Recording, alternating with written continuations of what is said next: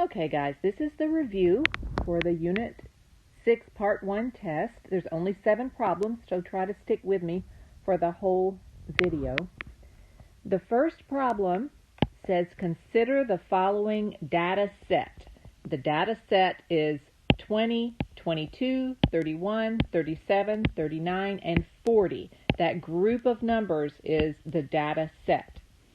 And the question asks, how would the range be affected if the data point 15 was added to the data set?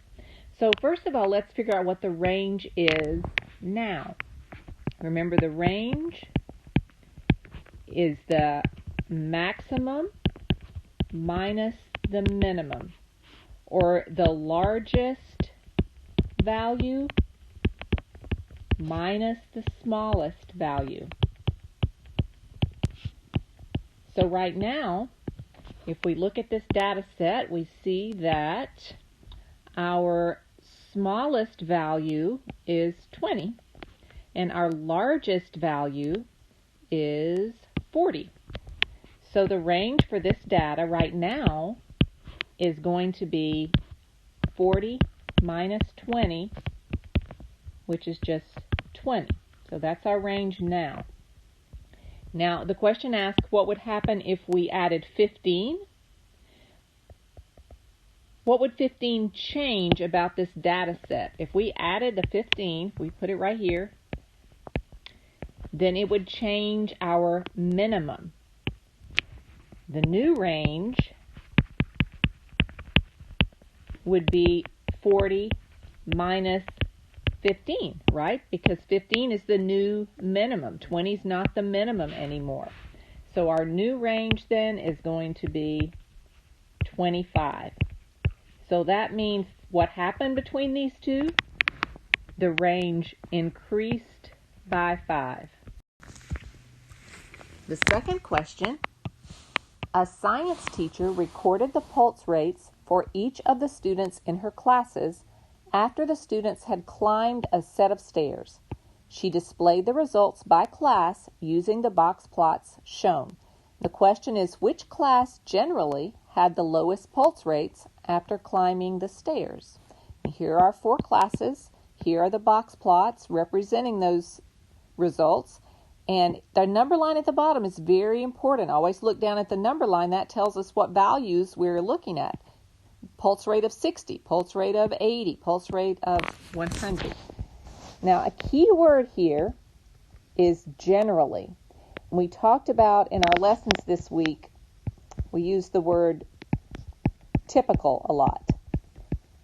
And when we talked about the word typical, we usually used mean or median. Well, it's the same when we talk about the word generally. Mean or median, it's a good idea to take a look at those two values. Well, here we have a box plot, so median is going to be our friend because it's easy to see the median on these for one thing. So let's take a look at the medians. So here the median for class 4 is around 85, and so is the one for class 3. The median for class 2, if we come down, is around 76. The median for class 1, around 76. So 76 is less than 85, so I'm going to say that we could probably eliminate class 3 and class 4 if we were looking for the lowest pulse rate. But looking at class 1 and class 2, they both have a very similar median, so we have to look at the rest of the box plot. Now here we have a big IQR, big interquartile range. Here we have a much smaller one. Looks like we have an outlier in this class 1 that might affect our data. So if we're looking for which class generally had the lowest pulse rates, we can see that Q1 is lower for class 1. Like I said, the interquartile range is smaller. It's way down here around the median. So as a statistician, I would probably go with class 1. So the answer would be A. In problem number 3, we're looking at a dot plot. Even though they're little X's, we're still going to call it a dot plot. The question says, reading from the dot plot, James says there are 9 students who read 2 books. What is James' error? He made a mistake here. And I love this question because this is a common misunderstanding. So this will be a chance to clear that up. If you look at the number line, these numbers down here are the number of books read. The dots represent frequency. The dots represent frequency. In other words, right here, that means that 1, 2, 3 students read 3 books. Here it means that 2 students read 4 books. So if James says there are 9 students who read 2 books, well, down here it says under the number of books read that there are no students who read 2 books. So James read the dot plot incorrectly. It says that there are 2 students who read 9 books right here. That's the correct statement. There are 2 students who read 9 books, not 9 students who read 2 books. So the answer here would be B. Question 4. The number of calls answered by a paramedic team over an 8-day period are given. Here's our data set again. Use the data to make a box and whisker plot. We're not going to actually make the box and whisker plot, but we have 4 choices and we have to decide which one is correct. Well, when we're making a box and whisker plot, the first step is always put the data in order. Okay, so let's do that. Our smallest value up here, it looks like it's 6. Next, we have 2 values of 6. Next would be 8. Next would be 10. Then we have 12. Then 14. 2 14s. Then 15. And I always like to count my data points to make sure I didn't leave something out. 1, 2, 3, 4, 5, 6, 7, 8. 1, 2, 3, 4, 5, 6, 7, 8. All right, we got everything. Now we have to figure out our 5 important points, 5 important data pieces, and those are the 5-number summary, we call it. Those are the minimum, Q1, the median, Q3, and the maximum. You can call the median Q2. Sometimes you might see it referred to that way, but usually we use the word median. All right, let's see if we can figure out what each of those things are. All right, looking at the data, we see that the middle number is between 10 and 12 because we can divide the data equally in half and have 4 pieces on the left and 4 pieces on the right. So our median is between 10 and 12. So we have to average those 2 numbers together. 10 plus 12 over 2. And you probably could figure that out without even doing the math. It's going to be 11. So our median is 11. Then we have to figure out the minimum. That's easy. The minimum is going to be 6. The maximum is 15. Q1 is the middle of the bottom half of the data. So the middle of the bottom half is going to be between 6 and 8. Well, what comes between 6 and 8? 7. And the middle of the upper half of the data is 14, between 14 and 14. We have 2 values that are exactly the same. Well, there's if we average those together, 14 plus 14 divided by 2, we would just get 14. So that means that Q3 is going to be 14. Now we have to figure out which one of these box plots has these values. So let's take a look. First, we might look at the median. Let's see. This one does not have a median of 11, so it can't be that one. Let's see. Let's look at the mins. They all have a minimum of 6. They all have a maximum of 15, so we need to look at Q1 and Q3. For Q1, Okay, looking at this one, that does not have a Q1 of 7, so that can't be it. Looking at Q3 of 14, this one does not have a Q3 of 14. Well, that leaves us with one choice, A. And problem number 5, you actually create a box plot, which you guys did very well on the Go Formative assignments. The question says the box plot and table below represent data on the amount of points scored per game for 2 players. So we have player A and player B, and this represents player A's scores, and this represents player B's scores. These are just the game numbers, and then these are the points that he scored. And it's in their last 13 games in this NCAA tournament, okay? So we're asked, the question that we're asked here is to create a box plot for player B so that we can compare player A and player B. So again, we need our 5 points, our 5 important points. We need our minimum. We need Q1. We need the median.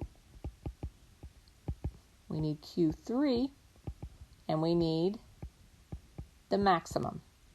And the first step, put the data in order. And this is a little more difficult this time because we have more data, but we can do it. I'm going to do it right here. Let's see, our lowest score looks like was 7. Then the next highest score would be 21. 2 values, 20. And then I have 2 values of 21. Then next I have 24. I have 2 values of 24. Then I have 25. Then 27. Then 28. Then I have 30. 31, 34, and the highest is going to be 45. So let's do the easiest first. Our minimum we see is 7. Our maximum is 45. Then to figure out the median, it's always a good idea to count how many data pieces you have. 1, 2, 3, 4, 5, 6, 7, 8, 9, 10, 11, 12, 13. I guess I could have looked right here and seen that it was 13. It's an odd number, so we know that we're going to have just one number in the middle. We don't have to average anything together for this one. So let's see. Our number in the middle, if we have 13 pieces of data, is going to be the 7th piece of data. And let's verify that. That means we have 1, 2, 3, 4, 5, 6 pieces of data on the left side, and 1, 2, 3, 4, 5, 6 pieces of data on the right. So our median will be 25. Now, Q1 is the middle point of this lower half. We have 1, 2, 3, 4, 5, 6, so it's an even number. So we know that the Q1 value is going to be between, so to speak, 21 and 21. Well, there's nothing between 21 and 21, so our Q1 will be actually 21. And then for the upper half of the data, it's going to be between 30 and 31. So that means that our Q3 is actually going to be a decimal, right? 30.5. That's what we find directly between 30 and 31. All right, so we have to make our box plot. The minimum is 7, so looking at the number line, 7 would be way down here, right? The maximum is 45. That would be way up here. Our median is 25, so I'm going to draw a line here for 25. Q1 is 21. Q3 is 30.5, just a little bit above 30. And then I can connect these together to make the box. Then I connect my min and my max with these long lines. That's why we call it box and whisker plot sometimes. That's how you make the box plot. We have min, we have Q1, we have median, you have Q3, and you have maximum. Okay, so the last question then asks, if you were the general manager of a basketball team, which player would you want on your team and why? And explain your choice. You guys have gotten really good at doing this. Well, look at these two box plots. The number lines are the same. Now, it's shifted over a little bit. This one is a little more zoomed in than this one. But as you can see, player A has a median of around 30, a little over 31. So his median is a little bit better. His Q1 and Q3 are a little bit higher. Also, we can look at interquartile range. That's an important piece of data when we're comparing data, remember? IQR for player A, is going to be 33 minus 25. See, 33 minus 25, which is going to be 8. And then the IQR for player B is 30.5 minus 21. So IQR for player B is 9.5, right? So IQR is a little bit bigger too. So they're pretty close. But we want consistency. So we might go with player A because his mean is a little bit higher. His average is a little higher. And he has less spread in his data. In other words, he's more consistent. So player A has a higher mean and a lower IQR, which means he has more consistency or less variability. So I'm going to choose player A. All right, question 6 says consider the two, it says line plots. These are really dot plots here. But then it asks which statement below is true. And these statements are regarding variation. So just as a little reminder, when we talk about variation, we're talking about the spread. How spread out is the data? And the two measures that we used for that were MAD, or mean absolute deviation, or IQR, which was interquartile range. Now, if I'm a student and I'm taking this test and I see this problem, I'm probably not going to take the time to figure out the actual mean absolute deviation or interquartile range because the answer is pretty obvious here. We can see that this data is much more spread out than this data here. So I would choose choice B because it says data set A has less variation. It's closer together, less variation than data set B, which is very much spread apart. But I want to take a minute just to remind you that if we wanted to figure out the mean absolute deviation or the interquartile range, what you would have to do is figure out the mean.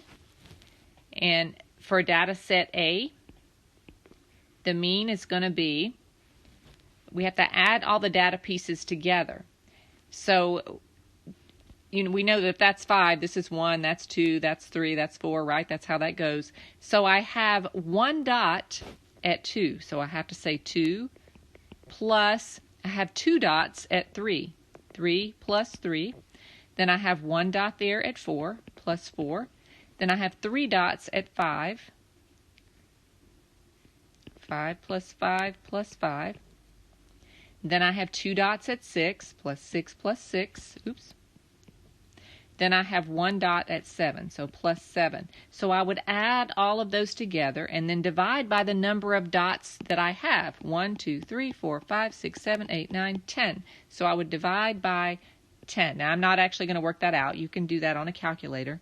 And if I wanted to find what the mean absolute deviation is, what I have to do is using that mean, which I didn't write here, the mean of A. Using that mean, I have to figure out all the distances from the mean of each point, and then I have to average them together. I'm not going to do that right here, but that is how you would find it. And for interquartile range, you would have to figure out what Q1 is and what Q3 is, and then subtract them. Q3 minus Q1. So I just wanted to do that little review of what these things are, in addition to explaining how you would get the answer to this problem in case you needed to figure those things out. And of course you can look back at my videos on YouTube for more specifics on figuring out mean absolute deviation and interquartile range. Alright, for this last one, it says here are the final scores for Earl Anthony in his last 8 bowling tournaments. And here are his scores, 299, 275. So we have a data set here. 1, 2, 3, 4, 5, 6, 7. We have 8 pieces of data. And it asks us to find the mean absolute deviation. So the first thing we have to find, if we're going to find mean absolute deviation, is we have to find the mean. So that means we have to add all the data pieces together. 299 plus 275 plus 300 plus 263 plus 280 plus 265 plus 276 plus 289, and then once we add all those together we have to divide by, we said we had 1, 2, 3, 4, 5, 6, 7, 8 pieces of data, so we need to divide by 8. And when I do that, I get 280.875, and I'm going to round that to 281. So my mean is 281. Now to figure out mean absolute deviation, we have to figure out the distance of each of those points from 281. So I'm going to take each of the data pieces. I'm going to make a list here: 299, 275, 300, 263, 280, 265, 276, and 289. And for each of those, I'm going to find out how far this number is from this mean, and I'm going to use subtraction to do that. So the difference is 299 minus 281 is 18. 275 minus 281 is, it's actually -6, but we're finding the distance, so don't worry about positive or negative here. Doesn't matter whether it's positive or negative. All right, 300 minus 281, the difference is 19. 263, the difference is 18. 280, of course, the difference is 1. The difference between 280 and 281. 265, 16, 276 is 5, and 289 is 8. So those are all the differences of these numbers from our data set, the difference between this and the mean. And then what we have to do, our final step, is to add all of these together and then again divide by 8, because that's how many pieces of data that we have. That's how we find an average always. So if I add all these together, 18 plus 6 plus 19 plus 18 plus 1 plus 16 plus 5 plus 8, and then I divide by 8, I get that my mean absolute deviation is 11.3. And then it asks, the question that it asks here, based on the mean absolute deviation from above, which we figured out is 11.3, that's our spread. It says, who has been the more consistent bowler? If you are a more consistent bowler, then you have less spread. You have a lower spread if you are more consistent. So it says, who has been the more consistent bowler if Pete Weber has a mean absolute deviation of 5. So we're comparing these two numbers, 5 and 11.3. Which one is smaller? The smaller one, the person with the smaller mean absolute deviation, is more consistent. Well, Pete Weber has a smaller mean absolute deviation. His is 5 and ours is 11.3 for Earl Anthony here. So if I am going to choose a bowler to be on my team, I'm going to choose Pete Weber, right? Because he is more consistent.